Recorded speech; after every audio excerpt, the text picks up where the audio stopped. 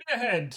Are you bored of it yet? Is it even out yet? Hi everybody, Future Itan here. If you're watching this, you're going to see army lists for the new Ironjawz, Darkoath, and Soulblight Gravelords spearheads. If you want to see any of the other spearheads, I've already done a video for that. The link is going to be right up there. You can follow that and find details of every single other spearhead that Games Workshop creates. It's the new way to play Age of Sigmar, going to be released with Age of Sigmar 4.0 whenever that comes. Should be coming soon, I guess. If you're watching this in the future and it's already out and you've been playing Spearhead for a while. But when you are done with that game style and you do not want to get into Age of Sigmar proper because it involves you buying hundreds of pounds more miniatures, it involves you painting and modeling and doing everything that you need to do with the massive amount of models that you will be able to get, what are you going to do with your models? Are you just going to keep on playing that format with the one box that you have? Or is there another alternative? Yes, there is. That alternative is to come over and play Warcry with those miniatures. So that's what we're going to be talking about today. I'm going to be talking about taking the models from those spearheads, turning them into Warcry warbands. We've got a whole bunch of list building going on. I've got lists for every single current spearhead that there is in the game.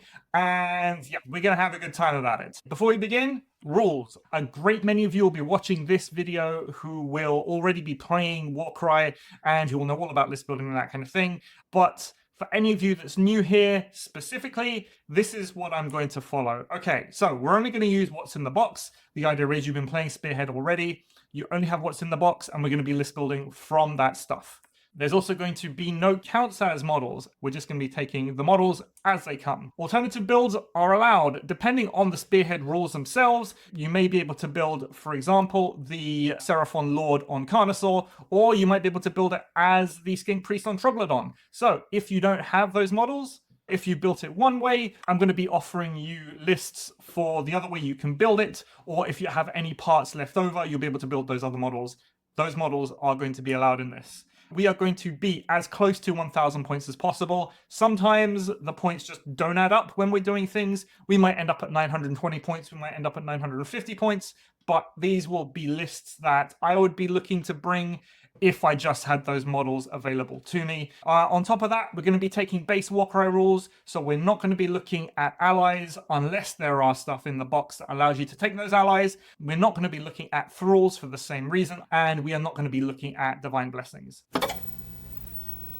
Okay, everybody, we did it. We absolutely smashed it last year. We hit that 3,000 subscriber goal. Then let's do it again this year. We're going for 5K. All you need to do is like and subscribe. And in fact, no, you don't need to subscribe. What I would like you to do now, after you finish watching this video, I've got a massive playlist of all sorts of things Warcry. Check out one of those videos and see if that's what you like. But if you want to throw some more support my way, you can join me here as a member. You can join me over on Patreon. You can join my Discord. Links for that are going to be down in the description below. Either way, you get to see stuff before it's released. You get to have a say into the kind of content that I create in the future. That's it from me for now. Let's get back to the video. Okay, so Ironjawz. The Spearhead itself contains 1 Megaboss, 3 Brute Ragers, which can alternatively be built as Brute Wreckers, 5 Brutes, and 10 Ardboys. If I was to pick one box to start Warcry with, and I wanted to play Orcs, this would be that box. It has everything that you will need basically ever to build out the core of your Ironjawz warband. You're going to use the Ardboys, you're going to use the Brutes, you're going to use either the Brute Ragers or the Wreckers, depending on your play group and the kinds of things that you are likely to see. And the Mega Boss is just an all-round very good piece. It's got Great War, it'll be able to move your stuff around. The list that I've put together here is an Orc Mega Boss, Brute Boss with Boss Chopper, a Brute Rager or a Brute Wrecker, and then 4 Ardboys with choppers. If you do want to see a little bit more of in-depth list building with Ironjawz and how to go about it, I've got the American World Champion Rob. He graciously came on and did a video with me about that. The link's going to be up there. You'll be able to see that, and it's real interesting. It gives you a whole different bunch of build paths. It gives you a whole different bunch of options that you'll be able to look at depending on what your local playgroup is. And again, all uses the Spearhead box. So that's exactly what we want. But talking about the options I've got here, we've got the Mega Boss. Like I said, it's got Big War. It'll be able to move your guys around real fast. It really gets that mobility piece, which is very, very good. It's got the high damage, got the amount of attacks you need. Basically, an all-round solid model. The only downside to it is the massive pipe plate it's sitting on, but you can't have everything. The Brute Boss with Boss Chopper I've chosen specifically because we were always going to want at least one instance of Umessin in there. Umessin is what's going to enable you to go toe-to-toe with these larger, more swarmy warbands on objective missions. You put your brute boss onto the objective, you use you messing, and then all of their 15 wound or less fighters won't be able to count, so you'll get the objective. That's why I like having the brute boss kind of as a default piece in there. You could just bring a normal brute, but the points are there to upgrade to the boss anyway. There are enough points here to choose between either a brute rager or a brute wrecker. You're going to pick one or the other depending on what you think you're going to face. A brute rager is really for big smashy things or hero heavy warbands. Yes, it's only got 2 attacks, but it has a very good double whereby if it is fighting something with more wounds in it or something with the hero rune mark, it'll get +2 attacks for the next attack. That attack is going to be hitting for 4 dice, basically winning on 3s with a 3-5 profile. It's really good. 145 points is not much to pay for the ball of stats that you're getting. Alternatively, you've got the Brute Wrecker. The Wrecker is more for Swarm Warbands. It's got 6 attacks, only doing 2 damage, but it has probably the best example of its double in the game, where it gets to a whole bunch of damage in AoE, and then gets to swing with its 6 attacks to wipe out enemy chaff.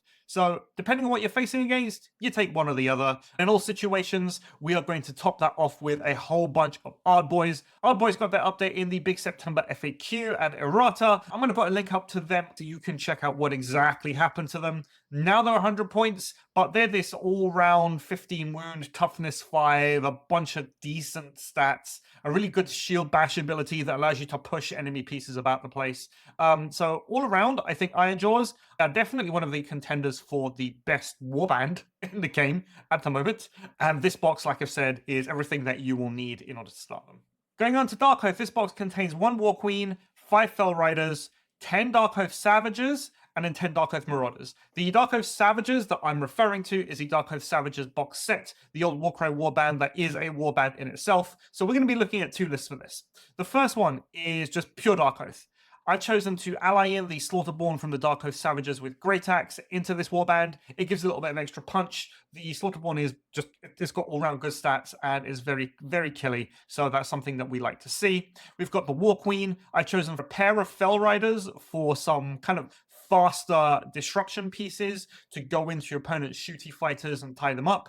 It's unlikely they will kill them, but they are extremely fast. And for 110 points for 18 wounds, I think they're worth the investment.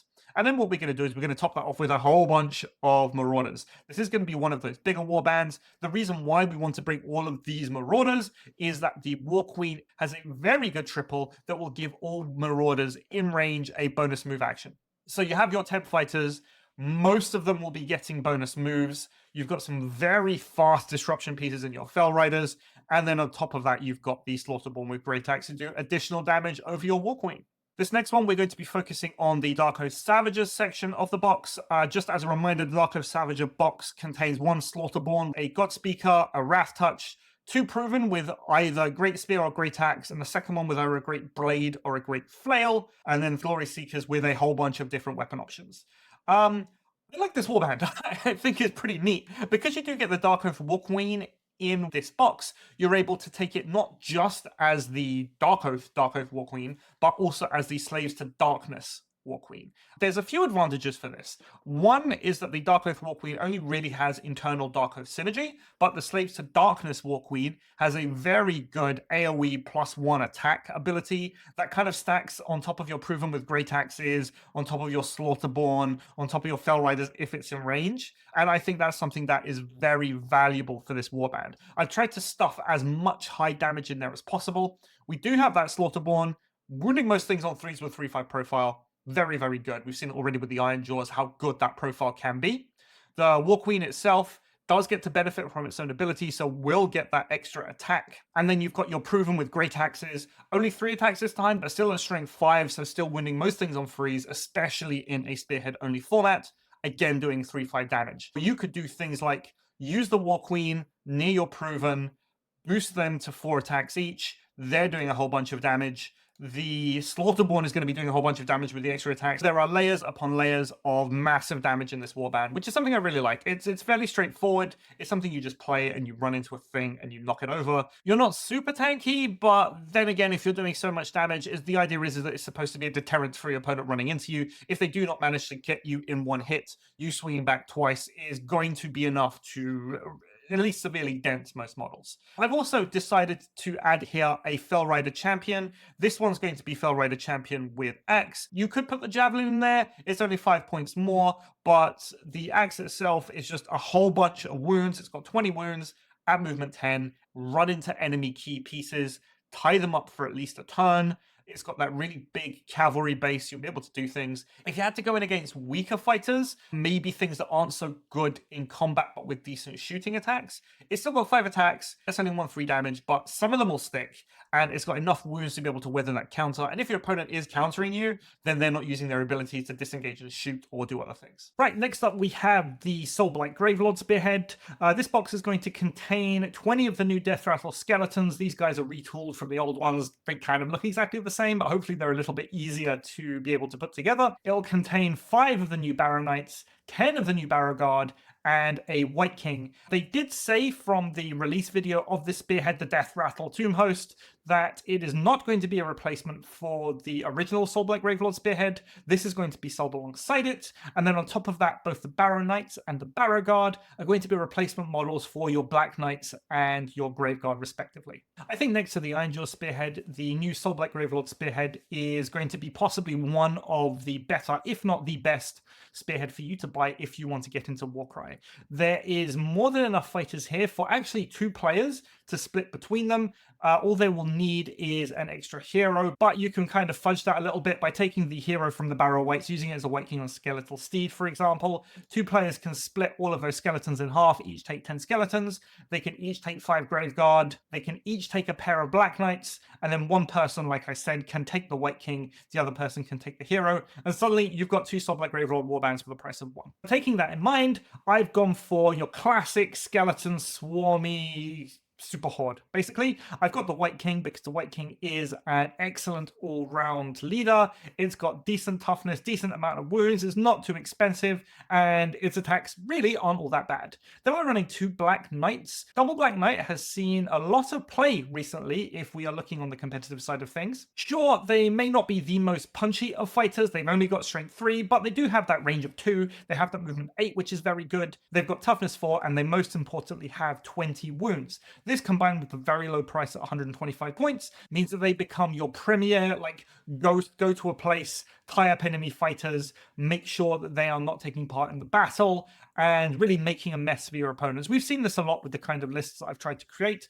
I've always tried to put in at least 1 or 2 fast cavalry pieces in there to really fulfill that role, and I think the Black Knights do it most excellently. On top of that, they do have a triple Death Rider charge, which allows them to, when they run into a thing, just do a whole bunch of damage equal to the value of the ability to whatever it is they charged. So that makes them really good. If you get a high enough triple, you can do 5, maybe 6 damage before you've even swung. So Black Knights, some of your premier units. Then we're going to be running 7 Grave Guard, all with Great White Blades. We've seen it before. Grave Guard, very good. They've got the 2-4 damage profile. They have the wounds. They have the attacks. They can be resurrected. Sure, they can't be resurrected as easily as skeletons, but it's not going to be often your opponent will just want to run into a whole bunch of Grave Guard. They do get all of the bonus movement tricks that Undead get through Shambling Horde, and all around, we've seen it already. They are still, despite the hits that they took in the middle of the year 2024, some of the most efficient damage profiles that you can see in the game.